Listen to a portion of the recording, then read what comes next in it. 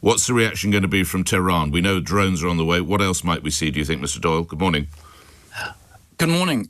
It's very uncertain times. Yesterday, across the Middle East, people were very scared. They're now terrified. The implications of all of this is so unclear.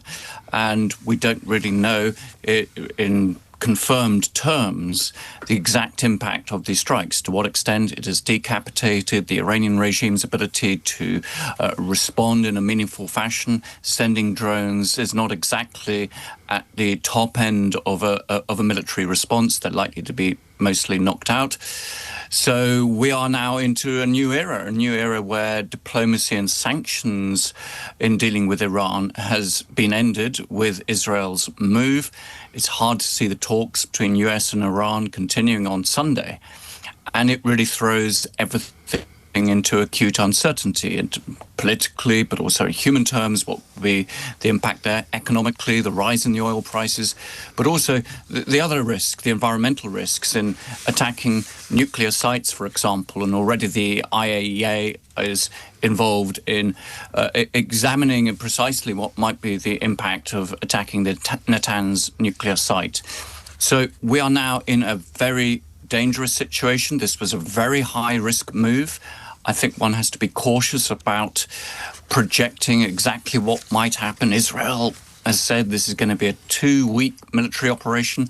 Well, believe that if you will, because this is going to have an impact on the region for a long, long time.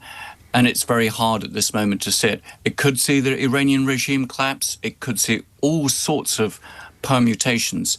But it's an Iranian regime under pressure, a Netanyahu government fighting for its life. The rest of the region is watching on in a mix of alarm, fear, and trepidation about what the implications will be for them. Mr. Doyle, you say the Netanyahu government is fighting for its life, and you're probably right. Is Israel fighting for its life here?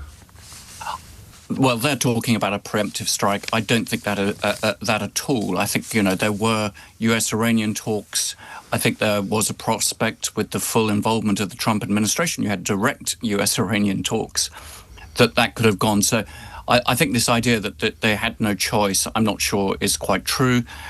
But at some stage, Israel had always said that it would take action in the event that Iran got that close to a nuclear bomb, but I don't believe that it had to do it now. And I think much of the calculation was about Netanyahu's own personal situation, the situation in Gaza they're trying to distract from which they had huge international criticism in recent weeks, massive vote against Israel last night at the UN General Assembly.